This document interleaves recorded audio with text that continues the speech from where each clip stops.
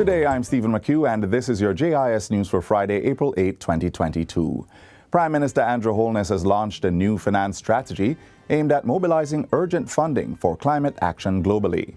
The finance strategy is the work of the Nationally Determined Contributions (NDC) partnership, which Jamaica co-chairs with the United Kingdom. It has more than 200 members worldwide, including developed and developing countries, in addition to over 80 international institutions that all work together to fast-track climate change action. The new finance strategy will support the development of regulatory frameworks to attract domestic and international investment for each country's strategy to cut its own greenhouse gas emissions and build resiliency against the negative effects of climate change. It will also support the integration of climate plans into national budgets and post-COVID-19 economic recovery plans, as well as to identify and develop bankable projects with member and private sector investment.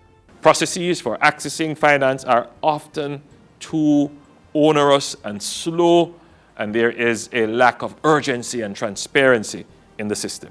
That is why the development and launch here today of the NDC Partnerships Finance Strategy is so important and timely. The Prime Minister delivered his virtual presentation at the launch, which was held on Wednesday at the Hyatt Zilara Rose Hall Resort in Montego Bay.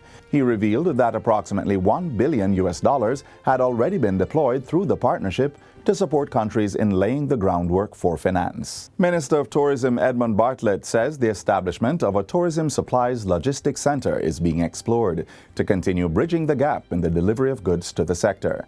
Minister Bartlett says the development of the center is necessary to respond to the rapid growth of Jamaica's tourism consumption market. Pointing to agriculture as an example, he says consumption by tourists is currently 3 times that of locals, driving the need to boost output to meet that demand. So within the special economic zone, for example, we could have these production centers that are producing, agro-processed goods, chutneys and jams and jellies and juices and nectars.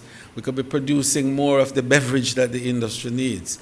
We could be producing the furniture that the industry needs and so on. And that would then be exported to Jamaica from Jamaica, because you know that concept.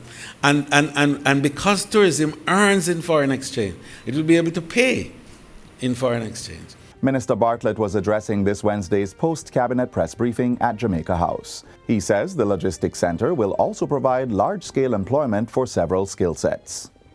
Meanwhile, the Jamaica Tourist Board, JTB, will soon undergo a restructuring in a push to focus more on marketing intelligence gathering and industry knowledge building.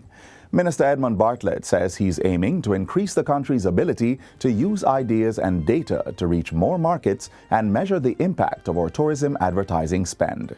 And so we are spending a lot of time in building out the capacity to mine and generate and analyze data.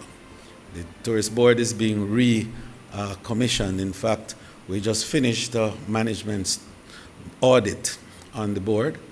And in short order, we're going to do a restructuring to focus more on intelligence gathering. He says this will add to the recently developed Innovation and Risk Management Division at the Tourism Enhancement Fund, TEF, which deals primarily with the development and management of new ideas. We're putting $31 million there for young people all across Jamaica who have ideas but have no financial backing. Ideas about how do you create new tourism experiences. Ideas of what it is that you can convert into material goods that people could use. Jamaica is receiving strong support for Foreign Affairs and Foreign Trade Minister Senator Kamina Johnson-Smith's candidature for Secretary General of the Commonwealth. Minister without portfolio in the Office of the Prime Minister with responsibility for information, Robert Morgan, made the disclosure during this Wednesday's post-cabinet press briefing. We have been engaged in a very positive approach towards this process, and we have gotten tremendous support from across all regions in the Commonwealth.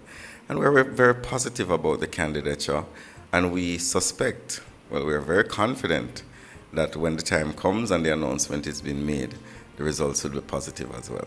Legal and Constitutional Affairs Minister Marlene Malahoo Fort adds that Jamaicans should be proud that the country is able to present a candidate who has the competence to lead the Commonwealth. regardless of what the outcome will be, the fact that we can field a candidate at this level on whom there is no disagreement about her eminence, qualification, and suitability for the position is something we should all be justly proud of. The post, which is now held by Baroness Patricia Scotland of Dominica, will be up for re-election at the Commonwealth Heads of Government meeting to be held in Rwanda from June 20 to 25.